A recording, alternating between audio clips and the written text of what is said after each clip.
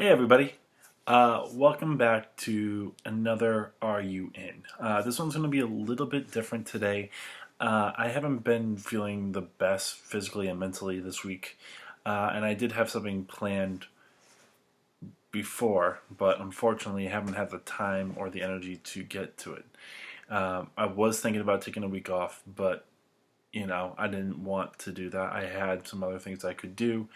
So instead, I'm going over not one but two small albums from 2017. Something that I already written out. Wasn't sure if I was going to do it, but I think it's time to do it. I needed a little bit of a break from writing. So the first one I'm going to be talking about is an EP from 2017 by the Deer Hunter entitled "All Is as All Should Be." Now, this is going to be a little bit weird again because I did a little bit more Spark Notes kind of thing rather than a full review writing down like I usually do. I actually literally just listened to it again just to get this in my ear. But I should have enough information, and hopefully that'll actually make this album review a little bit quicker. I've talked about this band before, but if you don't know who they are they are a progressive rock band from Providence, Rhode Island. The members include Casey Crescenzo on lead vocals, guitar, bass, and keyboards, Nick Crescenzo on drums, percussion, and backing vocals, Maxwell Tussaud on guitar, keyboards, percussion, and backing vocals, Robert Parr on guitar, keyboards, and backing vocals, Nick Celestino on bass, and Gavin Castleton on keyboards and backing vocals. They are very, if you've heard of Deer Hunter, which is not to confuse it with Deer Hunter or some other bands like that, they are known for having a story throughout most of their albums, and you'll see that in the previous albums that we've talked about. So we got Act 1, The Lake South, The River North in 2006. Act 2, The Meaning of and All Things Regarding Misleading in 2007. Act 3, Life and Death in 2009. The Color Spectrum, 2011. Migrant in 2013. Act 4, Rebirth and Reprise in 2015. And Act 5, Hymns of the Devil and Confessional in 2016. Now, I really, really like this band. I've talked about them on my top 10 albums of 2016. They were my number one spot for Act 5, an amazing album. I personally like the whole entire story. I like the certain ideas that they've come up with throughout the acts and how they piece them together through melody lines and stuff like that. I got introduced to this band my senior year of college from one of my friends in my a cappella group, and I've seen them twice now, and it's really cool because one time it was they were both at the Royale in Boston, and one time it was more of a folky kind of setup with the other bands, and the other time it was more of a metal and progressive metal lineup. And that's the cool thing about this band is that they have so many different sounds. Their first albums were more progressive, but they do still have some progressive nature in them as the years go by, but they've also thrown in more genres, be it, jazz or more, bluesy, more bossa nova, all these little things. You'll hear them throughout all of their albums, and the cool thing is how they branch together. Now, they have strayed off a couple of times. The Color Spectrum, I believe, has a 36 song CD compilation album, if you will. It was based off of 7 or 8 EPs, each with its own color theme, and then they put it together. It's about a 2.5 hour long CD. I haven't heard it since the first time I listened to it, but there's a lot of good stuff on there. And then they also had a more of a standalone CD in terms of Migrant, which is more of Crescendo being able to take a back from the story and be able to do something as a one-off. And there's some really cool songs on there, even though some of them feel a little bit left to be desired. So this is another one of these EPs that doesn't necessarily bridge any of the story, nor is its own concept, other than the fact that this is basically a fan service CD, if you will. Crescendo wanted to give back to his friends and the fans of Deer Hunter, and basically reached out to a couple of people to see if they could perform at certain places, as well as ask certain people, hey, what do you want us to write a song about, and how would you like us to perform it? Which I think is a really cool idea, especially because not many bands do that. So I do appreciate it. So I first heard about this particular album on the way home from a lesson. I was just listening through Deer Hunter, as I do occasionally, and I saw a new song, and it's like, oh my god, is this Act 6? Because it was funny, 2015 Act 4 came out, 2016 Act 5 came out. In the span of 2 years after having a 6-year hiatus from talking about any of these acts. So I was like, wow, are they really going for Act 6 already? Turned out it wasn't that. It was what I talked about, the EP. But it made me interested in listening to it. And just quick thoughts on what I thought about it. Is it good enough to listen to if you're a Deer Hunter fan? Yes and no. It is varied in sound, and it's probably one of the more experimental ones that I've heard them put out. From the get-go, you have a song called "The Right Wrong," which feels like a lot of like a night on the town, just very bombastic, and has really cool drum lines. Has a really cool breakdown on the second verse where the drum pattern changes, and all in all, it's an awesome way of starting this CD. This is the song that I heard on the radio. I mean, on YouTube, as the lead single, if you will, to this. An awesome start. You also have another song which is a little bit more poppy in "Shake Me Awake," and it's just fun, really good-natured. Cheesy at points. It kind of reminds me a lot of This Beautiful Life from Act 3. And it's just really fun, really cool harmonies. Crescendo gets to act up Hammy like he does on certain songs, and the lyrics are fun, just talking about life and like having fun and making sure that you don't let the opportunities pass you by. It's poppy, but even still, it has its own interesting chord progression of E, G sharp minor, B minor, and A in terms of the choruses. And this is one that I would actually may or may not do as a cover song, an acoustic cover song at some point in time. So, you have the straightforward songs that they usually have, but you even have some songs that are a little bit more progressive and build a little bit more. You got a song like Beyond the Pale where it's one that builds a lot. You have at the beginning just an acoustic guitar strumming and a low E, and then more and more parts come in, more harmonies come in. Feels a little bit like, I know I keep making comparisons, but this feels a little bit like Melpomene on Act 5.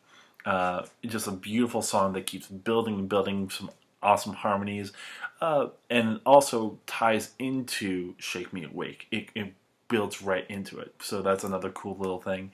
Other than that, it's not like, again, there's only 6 songs, so that's the thing. It's a short EP, and but it packs a lot of flavor in it, even if it's not always great. For example, Blame Paradise. It's my least favorite song on the album. It's not a bad song. It's very experimental. It just goes through so many key centers so quickly that even I have a hard time figuring out what it is. I'll probably dissect it one time and give you a better idea of what this song has. It just feels all over the place a lot, and that's why I don't really like it that much. It's not bad. It's just really experimental for my taste. And then we also have All Is All Should Be, the main song on the album. And again, not a bad song. It's fun. I mean, it's interesting at least. And it goes through so many different key chord progressions. You know, I think we have a G minor, G major 7, C minor, F on the verses, and the G and the G major 7, G minor and the G major 7 alternate for a little bit. So there is some interesting parts there. You have an E flat, G minor, B flat, E flat, G minor, D minor, C minor chorus. There's an interlude of G minor, B flat minor, D minor, B flat minor, F minor, E, C sharp minor, and then this little thing of leading in to the outro. You have an E, G, A flat minor, E, G, A flat minor, E progression. So it goes through so many colors, though it feels a little bit more a little bit more comfortable than, say, Blame Paradise. I will only say that the outro feels a little bit weird, and I don't necessarily like it that much, and that's why I don't like it as much as these other songs. And finally, we have one more song on here, which is Witness Me. It's another one that's a little bit more experimental, but it's more in time. You have a 6/8 feel, and usually these ideas are 3 measures long, but at points they'll throw in another 3/8 measure to make it interesting.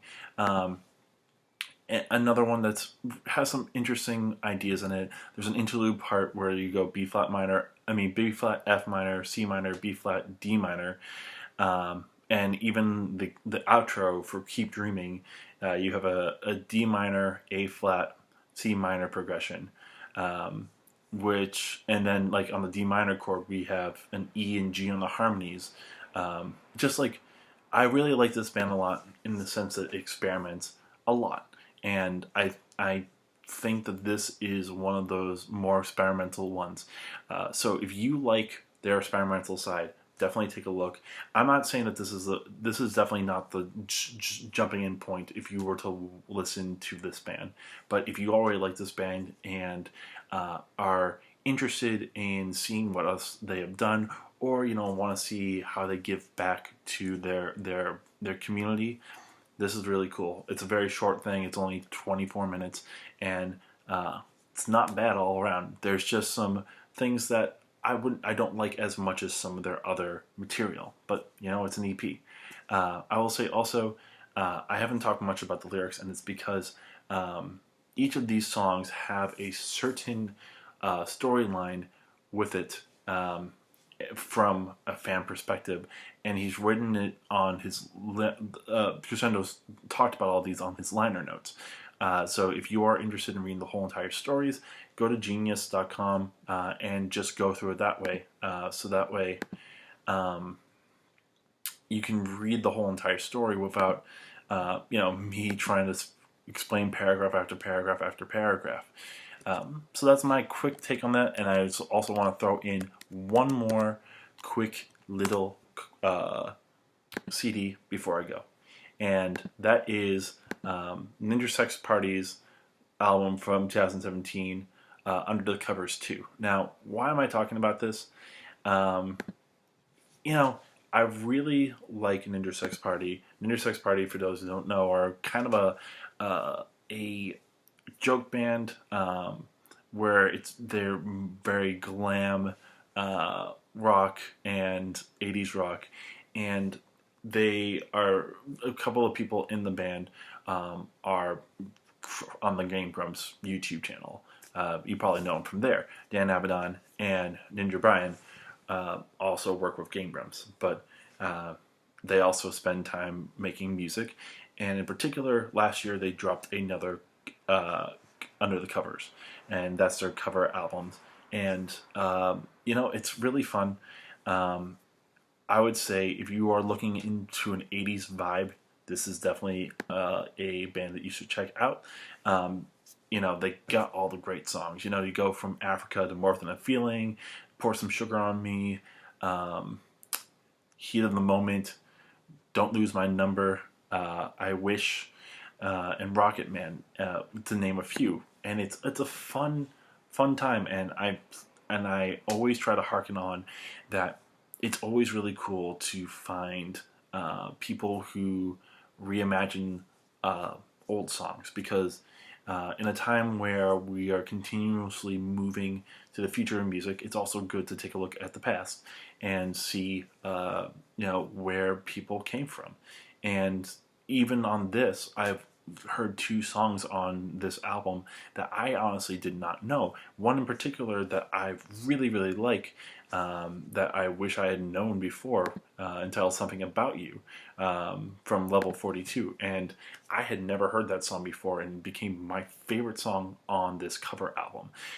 So I really appreciate people who go out and do cool cover albums. Now, I will say there isn't much difference in terms of sound, in terms of some of these songs. You're not going to get anything, that's going to blow you away, but it's a really solid album.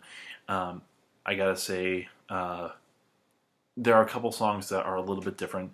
More Than the Feeling has a little bit more of a subdued sound. Something About You has some more harmonies that weren't on the original song. It has an awesome bass line.